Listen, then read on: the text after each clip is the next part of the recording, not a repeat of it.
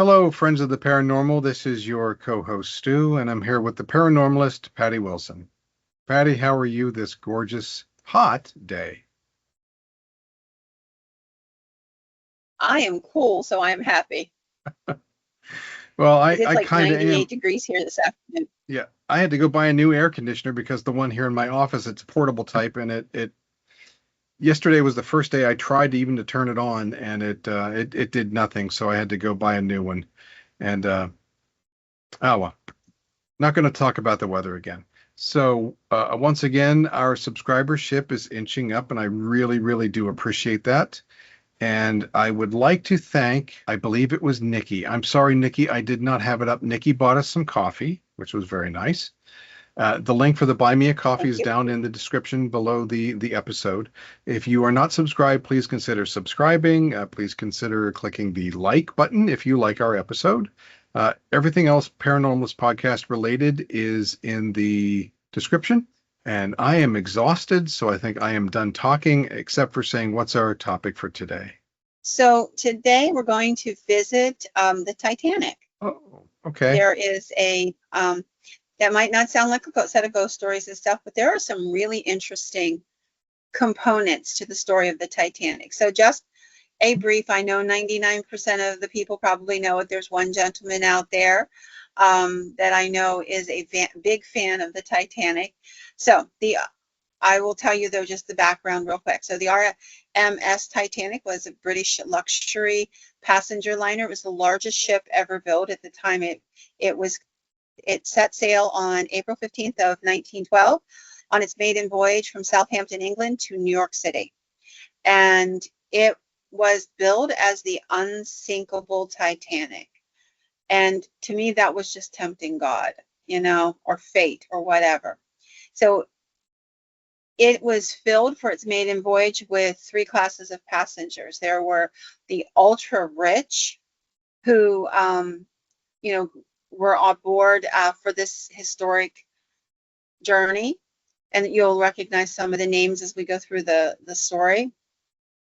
Then there were the second class passengers, more average Joes, and then there was steerage, which were poor immigrants crossing over, and they were paying obviously a lot less money and living in a lot less luxury.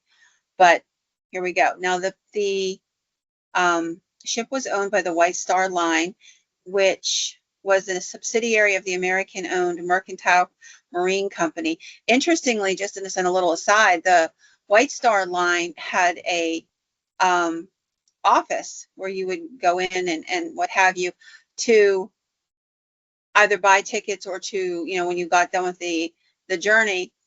They had these little offices all over the country, usually in hotels, nice hotels. They were bringing a lot of legal immigrants over to work in the mines and work in farms and things like that. But a lot of coal mining and things like that was going on. So those were the groups of people that were on board the Titanic.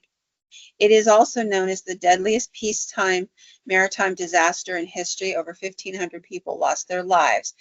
Now, you might have recalled that there were only, I believe, 20 lifeboats, and the lifeboats were sent out without them being full.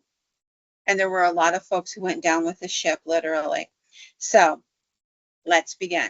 We're going to start with the smaller things about the Titanic, and then move our way up. So before the Titanic ever set sail, there were 8 deaths already reported aboard the building of the Titanic. So there was a gentleman by the name of Samuel Scott. He was a 15-year-old boy called Catch Boy. He fell 23 feet down a ladder while staging for work and suffered a fractured skull and died in the ship. There was John Kelly, 19 years old, also a catch boy, accidentally fell from the ship in 1910, which would have been during the early part of the construction, died from his injuries. Billy Clark, 27-year-old, he was a guy who did the drilling, died from bronchial pneumonia 2 days after falling from staging. James Dobbins, 43-year-old, he was shipwright, crushed by a timber when the Titanic was launched on May 31st of 1911. There was Bob Murphy, he's 49. He was a rivet counter who died from shock following a compound fractured skull from an accidental fall. And Robert Murphy, who died during construction of the sister ship to the Titanic. He had worked on board. His son also had worked on the Titanic, and he died. So that'll kind of give you an idea. Now, I want to say a couple things. So today we think of a ship sailing across the ocean as something we do for pleasure. Going across the ocean by ship was very, very common in the early 1900s. It was like catching the bus in a lot of respects. And people did it many, many times. So the idea, though, of the luxury of this ship, how amazingly large it was like the epitome of all the opulence of the mega wealthy coming together. And so this one caught everybody's attention. Everybody wanted to be on board the Titanic. Well, maybe not everybody, but we'll get to that in a minute. First, however, there were things that happened prior to the Titanic even hitting the drawing board that kind of, in retrospect, whispered that something was different about this ship. And I believe there was something different. So there was a book written in 1886 by a guy by the name of William Stead. He was a spiritualist and an investigative journalist. He wrote a story called How the Mail Steamer Went Down in the Mid-Atlantic by a Survivor, telling the story from a survivor's point of view. He named his sailor Thompson, and he begins to grow nervous about the shortage of lifeboats on this deck of this ship that they're sailing across the Atlantic Ocean. He describes the ship, he describes a fog, he describes our hundreds and hundreds of passengers, and he describes that they strike ice on the Atlantic journey. Now, with having written this book, you would think that he would recognize his own premonitions whenever the Titanic came out. However, in a twist of fate that is truly kind of creepy, Stead had dreams prior to sailing on the Titanic, because he was booked to go on the Titanic to cross over to New York to do some business. And he told his wife that he either needed to skip the journey, or he would die by drowning. But if he skipped the journey, he might die by lynching. I don't know why he was convinced of that, but he was. Eventually, he would be at literally the very last moment. He would decide that it might not be the best idea, and he doesn't go. The second one was called The Wreck of the Titan, which is how we know it today, but its original title was called The Futility, and it was by Morgan Robertson, who talked about this ship called the Titan that in an untimely manner hits an iceberg in the North Atlantic and sinks. Almost every circumstance of what really happened to the Titan. There were so many coincidences. There were only 20 lifeboats, exactly the same amount, and they were not utilizing all the technology that was at play that they could have used to kind of, check to see if there was something in their path.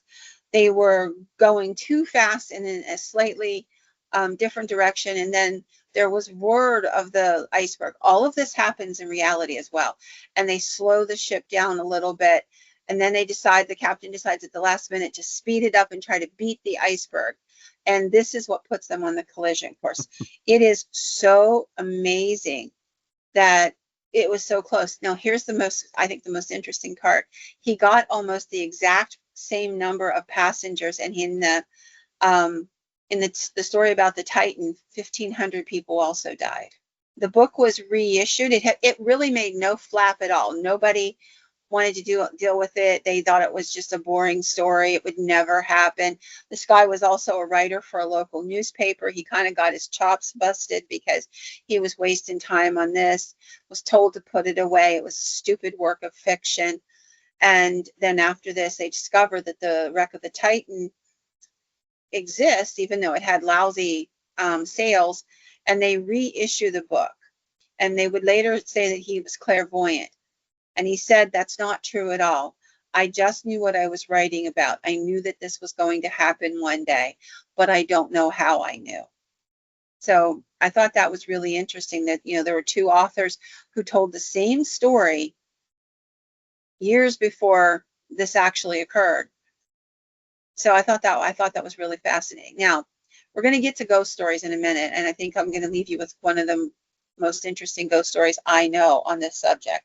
But let's talk about premonitions, the prophetic dreams and omens. Every time we have a disaster, we have people who come forward later and they say things like, oh, I was dreaming about that, or I had this terrible feeling I shouldn't have, gotten on board that ship. So we know Molly Brown as the unsinkable Molly Brown, made famous in the movie The Titanic, and she was quite a character. Definitely a larger than life figure, but she really did exist. She had a feeling, a foreboding about boarding the Titanic and expressed concerns about the ship's safety. She asked to be, to be taken around to be reassured. Obviously, it was opulent. Anybody who's ever seen the interior of the ship would recognize how beautifully opulent it was. She was kind of falsely lulled into a sense of it. There's no way it could possibly fail because it's unsinkable. And the man who designed it and had so much to do with it, his name was Mr. Ismay. He was also on board, and he poo-pooed all of her ideas. Then there's a gentleman by the name of William Steed, who at the very last second, because of his premonition, decided that he wasn't getting on. There were passengers who later would come forward and say that they had had dreams, or their family had had dreams of a disaster before they got on. And there were literally dozens of people who came up afterward and said it. Now, some of the ones I just read, because I thought those were the more interesting, were people who spoke about it with their family members or their friends prior to actually boarding the ship. There is one, however, that's really detailed, and I wanted to share this one. So there is a prophetic dream that was had by the Honorable John Connon Middleton in early April of 1912. He lived at a place called Winchester House in London, and he said, on the 20th, he writes a letter to a friend, and he says, on the 23rd of March, I have booked my passage to New York on the White Star's Titanic about 10 days before she is to sail. I dreamt that I saw her floating on the sea, keel upwards, her passengers and crew swimming around her. Although I'm not given to dreaming at all, I'm rather impressed by this dream. But I disclosed it to nobody, as my friends and wife and family knew that I was about to sail, and I did not want to cause them undue unease. The following night, however, he writes, I had the same dream again, and I must admit I am somewhat uncomforted by it. Still, he said nothing to anybody because he didn't want anybody to worry about him. He arranged to have his satchels and his trunks put into his room and made the plans. He said, I merely awaited the receipt of a cable from some business friends to ascertain if it would be necessary to go at this time or if they were going to postpone the journey. The cable came but just before the sailing on April the 4th, to be exact, and he said in his notes, it was suggested I could postpone the sailing for another day. Thereupon I canceled my ticket. I requested my trunks to be off-boarded, and I did not sail on the Titanic. I told my wife and several friends of the vivid dreams then, and said that I had had them on 2 consecutive nights. Now, he also talks to an attorney who's a friend of his, a couple other people, and he said, I may mention that prior to canceling my passage, I felt this terrible, depressed feeling. possibly even using the word despondent to ascribe the feeling of leaving England. It was like I was homesick. In fact, parenthetically, I may mention that my brother, whom I had not seen for 25 years, was to return from the East on the evening of the 10th, and I would have missed him by a few hours. But as things turned out, I would never see him again anyhow. And then he tells his story. People begin to think that he's lying and, he's making it up to get some attention. However, his attorney, several very renowned businessmen, his wife, several other people he had told it to prior had either written letters, saved his letters with the dates on them, or wrote in their own journals about the unease and the disquiet that they were experiencing. So I thought that was really fascinating. Like, he told so many people, and obviously he had a lot of corroboration that this all came out prior to the ship setting sail. And I just really and I only read you a little part of the letters, because they actually include multiple letters from multiple people verifying that, yes, he did tell me on this date. Yes, this is what we talked to. This is from my journal entries or whatever. Now, when you consider the Titanic and the amount of people who passed away and what happened there, you can honestly say that you could see why it was considered the huge tragedy, that there might be some stories that grew up around it, and there were. Except for that, I want you to know one thing: the Titanic was the exact site of where the Titanic sat wasn't known until really fairly recently. I believe it was like the early late 1970s when they began to have an idea of exactly where the Titanic went down. And if you're as old as I am, and Stu, you'll remember it was maybe 25 years ago when they started talking about Bob Ballard wanting to go down, different people wanting to go down and explore the wreck and how things look different. And so we didn't have any of that information. So the idea that people were going to tell this story of what would end up being the site where other ships would encounter it. So the Titanic actually went down in an area where it was a regular ship crossing. So from the time it went down in 1912 until its actual remains were found, there were a lot of ships that went through that general area, and a lot of them told these bizarre stories about what they called orbs or masses. One ship passing through the site of where the wreck would eventually be found had a sighting of a ghostly apparition said to be a victim of the Titanic. In 1977, the liner, the SS Winter Haven, was passing through the area. The second officer, Leonard Bishop, had an interesting experience. Leonard Bishop is approached by a guest on board the ship that he does not remember seeing. And the gentleman is very interested in the ship, and he asks for a tour. The officer, obviously he's not busy right now, so he decides to do it. The man obviously knows a lot about ships. He's using the language of a sea captain, calling every piece of the ship by its appropriate name, asking intelligent questions, and they walk through on a tour that takes some time. Bishop would say that he noticed that besides an intense interest in the ship, there was something off about this quiet, soft-spoken gentleman. He estimated him to be in his 50s or 60s with a close-cropped white beard and mustache. After the tour, he kind of kept an eye out, hoping to meet with this gentleman again. But for some reason, he was never able to find him.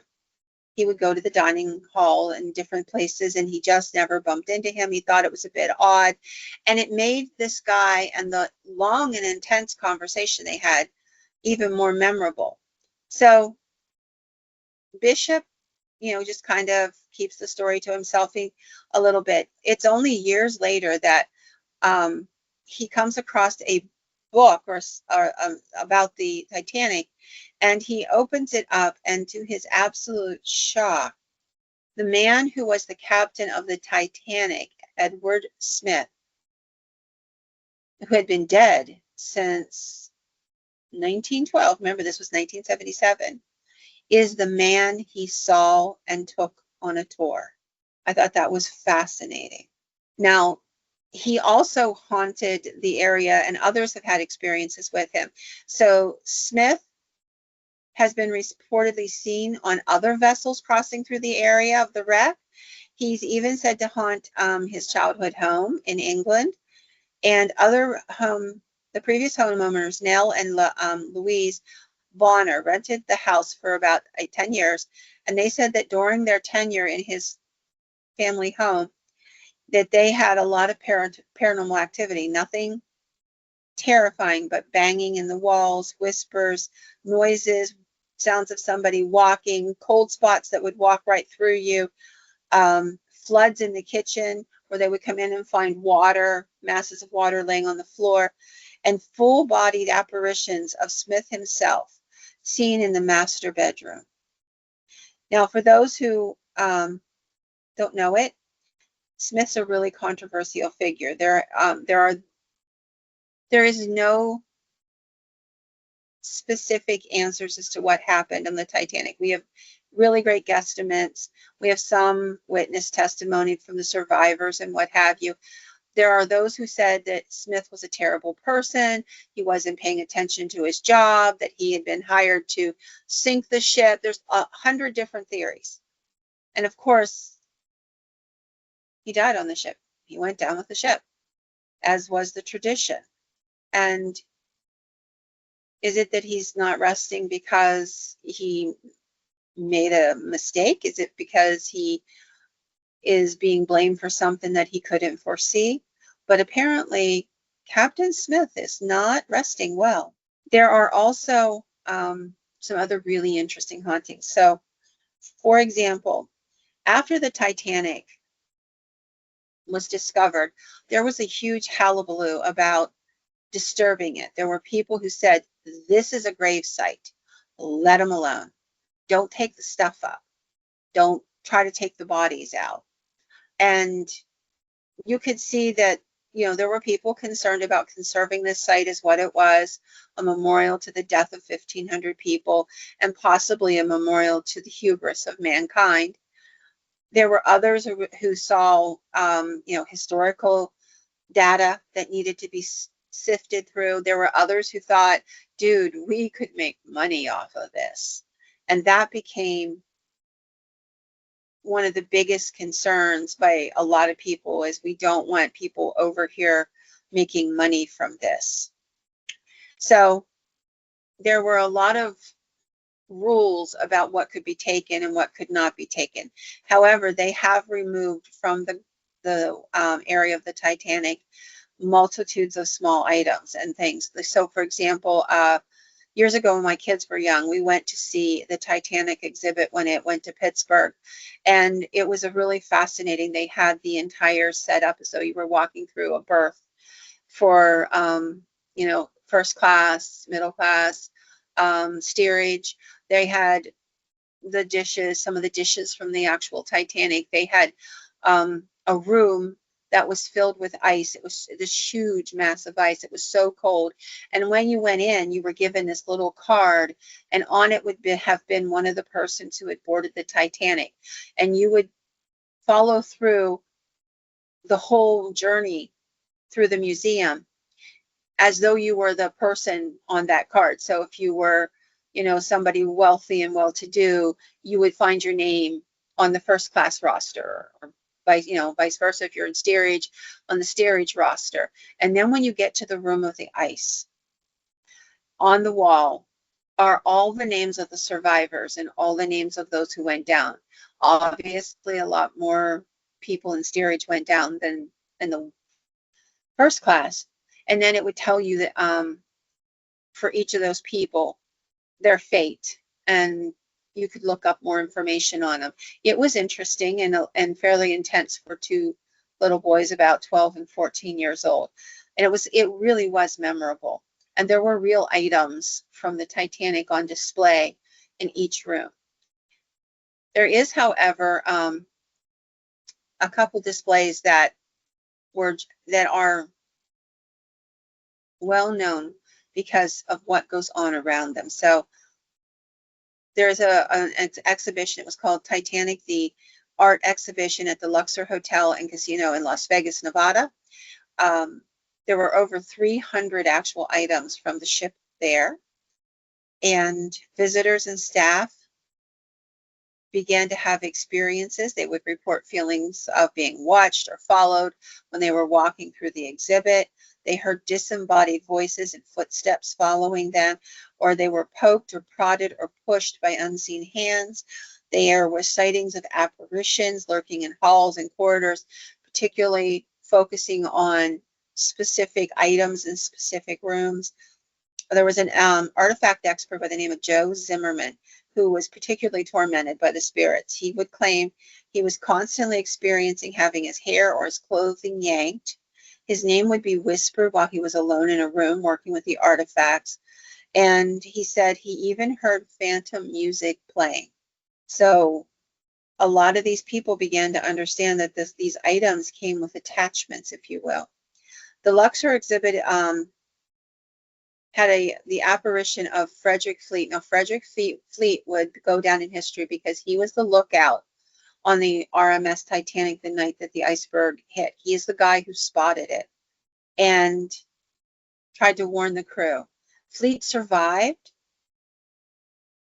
the initial tragedy, but he would always have terrible survivor's guilt because he didn't see it soon enough. He didn't get there fast enough. He wasn't convincing enough, because even after he reported it, it wasn't all hands on deck, let's move. It was in the middle of a big party at dinner time, and it's supper, and so like the captain was entertaining, and people just did not take it seriously at first. So he struggled a lot, and when his wife passed away in 1964, he hung himself in his home in England, still grieving over what he had witnessed that night. I can imagine the PTSD would have just been horrendous, and survivor's guilt. Now there's an exhibit there called the Promenade Deck. And so you would go out on the promenade deck and you would be able to see and feel what it would have been like on board the ship on that night.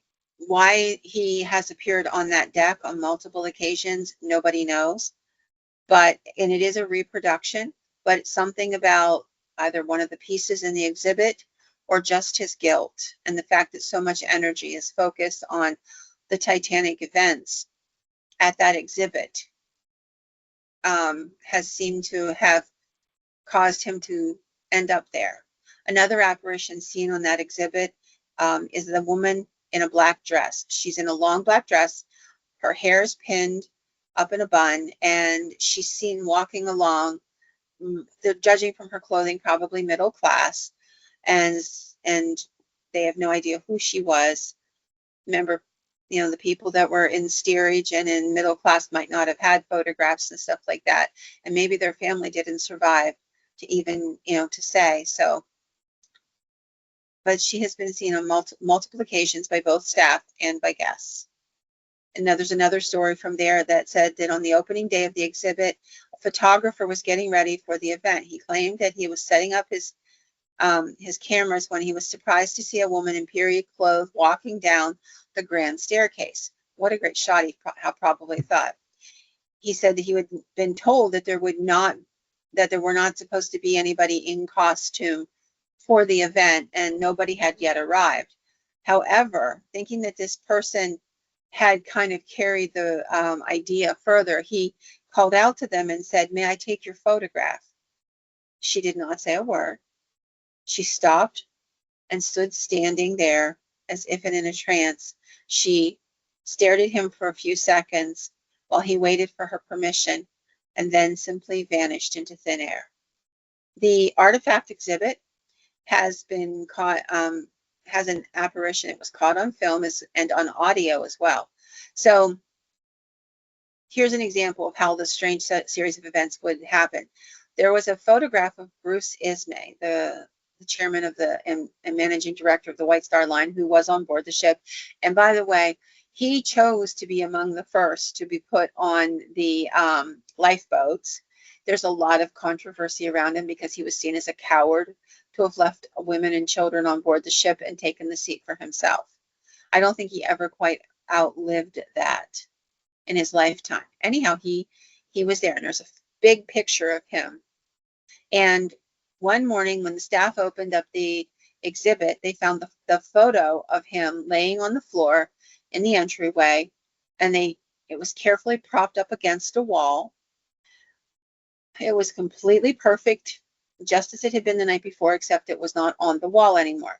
So they picked up the photo and hung it up, and somebody said, who took it down? Everybody denied it. So the general consensus was, we'll just go look at the footage. There's CCC camera footage that's recorded every day, every night, all the time. So they go and they look at the footage, and this is what they find. They said that when they reviewed the footage, it showed the photo appearing to shake of its own volition on the wall, and then being lifted down, just hands lifted down, and put against the wall. There have been EVP recordings caught on the cameras as well, sounds of people screaming, people yelling for help, people whispering or talking, even in the middle of the night when the facility is locked. There's another collection of pieces that are from the Titanic aquatic exhibit in the Georgia Aquarium. This also has paranormal activity. There are sightings, strange, of ghosts dressed in period clothing, strange noises, music from the 1912 time frame that comes out of nowhere. It's not being piped in. Phantom hands grabbing, nudging, and pulling at clothes or hair. And an old lady who is said to dwell within the replica of the Titanic cabins in an exhibit and is not shy about suddenly appearing to startled visitors and then blinking and disappearing right in front of them. During the height of the ghost hunting shows, ghost hunters went there and examined it and claimed to have captured some EVP as well. I just thought this was so fascinating. One of the strangest stories had to do with an artifact from the ship. It was a replica of the original staircase, beautiful staircase, and a draftsman by the name of Wyatt Moore from Portsmouth, Virginia, painstakingly built a 200-pound model of the RMS Titanic over the course of 9 years. He figures he put about almost 18,000 hours into building it. Wow. And can you imagine? He started it in 1958 after he watched A Night to Remember, which is an old movie about the Titanic.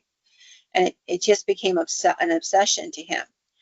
And he studied tons of old photographs of the Titanic. He incorporated every detail he could possibly put in.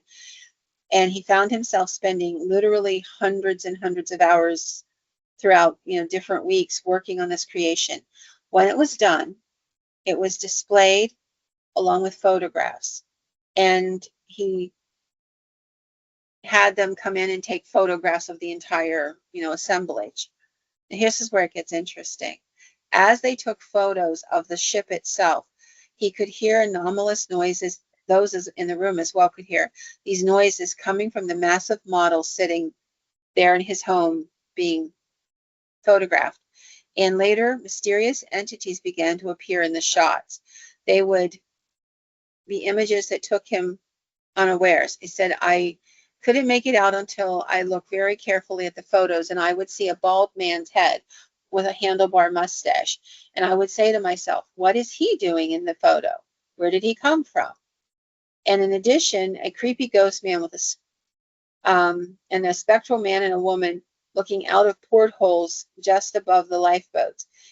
At the same time that these events occurred, Moore said that the doors in his house began to mysteriously open and close on their own, and that he had heard entities talking or yelling inside his ship. And there was white spots where the little portholes were on some of the photographs, a glare where you could see somebody in the glare. Now, people were making comments saying, well, it's just the glass reflecting the light, except He didn't put glass in any of the porthole windows. He did not do that on purpose so you could look inside and without having any warping, see exactly how detailed the rooms were. He had miniature beds. Everything was carved to scale. It was an amazing accomplishment. Now, as Moore aged, he decided to try to sell it. He put it up for sale on Craigslist. Nobody has bought it, even though he advertised it as a haunted relic. And he estimated it's probably because the insurance company that insured it told him it was worth $263,000. It's a lot of money for a haunted replica of a ship. Out of my budget. Yeah, it's not in mine either. I mean, I've seen the photographs of it. It's really a beautiful piece of work. The man, he was possessed with getting it perfect. It's a funny word to use. I was going to say obsessed, and then all of a sudden I switched to possessed. Like he just felt compelled. It had to be done. It had to be done exactly. So we're going to go to one last story, because the stories of the Titanic don't just end with the ship going down. They don't just end on the water. They don't just end with the relics. This story was the most captivating story in the world for a long time. And I'll make you a good argument that for some people, it's still the most captivating story in history. The movie Titanic was, it was one of the biggest box office hits in many, many years. And what we don't talk about so much are those left behind. So there were a lot of survivors, and they were traumatized. And they were put on board ships and ended up coming to New York, certainly not the way they intended. And they needed places to house these people. They needed to go back and pull as many of the bodies out of the water as they could. This was a really horrendous series of events. And there are stories of a hotel called the Chelsea Hotel, or Hotel Chelsea, depending on where you get your information. But I do believe it is the Chelsea Hotel. And a lot of the people, it was a nice hotel in its day, and a lot of the survivors were put up in this hotel, several other hotels. Obviously, their family and friends needed to be notified if they were alive, if their part of the family had died. There was a lot of, just a lot of pain during that thing. Now, the hotel, the Chelsea Hotel, still is in existence. It's, in New York City, and in the 1960s, it became a hub for creativity. So throughout the years, there were a lot of people pass through this hotel that you will recognize. At one time, Mark Twain actually stayed in the hotel for months while writing. But actress Sarah Bernhardt, political figures like Elizabeth Gurley Flynn, Thomas Wolfe, Dylan Thomas, Bob Dylan, Patti Smith, Robert Mapplethorpe, who was the artist, and the If you Grateful can Dead. call him that, yeah. Well, I'm being gracious. And the Grateful Dead, Janis Joplin, Leonard Cohen, and many, many, many more. It became kind of a cheap, semi-decent place to live. Andy Warhol, Lou Reed. There's a whole bunch of other people who came there. In fact, Madonna actually used it as the place where she photographed the book cover for her book. It had a lot of luminaries. It was a little bit of a bohemian outpost. It was a little grubby chic kind of place. And, local people that were not rich, but who had a lot of talent, they could get a room really cheap. Now, I want to tell you in particular about one man's story. There were stories about the hotel, but this story is particularly interesting. There was a gentleman who would later become a very famous actor who was staying at the hotel. And he was, kind of working waitering during the day and acting and, just kind of barely making ends meet. He was doing fairly good overall, but he wasn't convinced that it was safe to kind of find a better classic place. And he kind of liked it, to be honest with you. So his name was Christopher Moltisanti. And we would know him as the actor Michael Imperioli today. And he was in a TV series and what have you later, and he would become fairly famous. Now, he would go on, there's a TV show called Celebrity Ghost Sightings. I think it's called actually Celebrity Ghost Story. And he would tell this story there. If you want to hear him tell it himself, it's really compelling. That he would come up, he was on the 5th floor. He would see this woman, beautiful young woman in very bohemian looking clothing, dark hair, and she would be standing in the door of this one particular hotel room. And he was struck by her beauty. And when she would look at him, she would be crying. And she would, as soon as she saw him, she would go into the room and he would hear crying in the middle of the night. And he would, he would knock on the door, and he told somebody about it eventually because he felt very bad for this young woman, whoever she was. And he just, she was obviously struggling very much with something. So on multiple occasions, he would encounter her. She never spoke. She would only glare at him and then disappear into the room. And so finally, he spoke to somebody at the hotel, and they said, "Oh, that's Mary. You should probably just let her alone." And he's like, "Well, she sounds like she really needs a friend." And they're like, "It's just too late for Mary to have friends," which puzzled him. And he said, "What are you talking about? Too late to have friends?" So here's the story. Mary was a young married woman. She was coming to New York to surprise her husband. So she saved up enough to stay at a hotel, that hotel, in the days just prior for a day or two, hoping to meet him at the wharf when he got in. And then, well, you can figure out the rest. Instead of meeting him, she saw the headlines on the newspaper. She waited for a couple days for the survivors to be brought in. He was not among the survivors. Mary stayed there for 6 or 7 more days. People, they didn't rush her, even though obviously she ran out of money, because, well, she just wasn't in any emotional space to do this, to move. He would hear the water turning on in his room. It got much more intense the more he heard her, the more he focused on her. He didn't see her in his room, but he would hear her. And he would hear her crying in the hall. He would go out and there would be nobody there. He quit knocking on the door after he heard the story. And one night, Mary took her shawl, wrapped it around her neck, stood on a chair, and there were water pipes up above, and joined her husband, shall we say. They say Mary's spirit is still there, still mourning, grieving, weeping. The saddest part of the story is if she is still there, she doesn't have to be. She has to get out of that loop of grief in order for her to continue on and find her husband on the other side. But there are still people who stay at the hotel who tell the tale of the young woman on the 5th floor, still grieving. And truthfully, I can imagine that there are stories of their survivors, stories of the families of the survivors and those who didn't survive that we may not know yet. We may never know. And I doubt that they're much different than Mary's. I only pray they had a better ending than hers. And with that, I'm going to wish you all a good night. And to a certain young listener, Landon, I hope I did your beautiful ship justice. Thank you.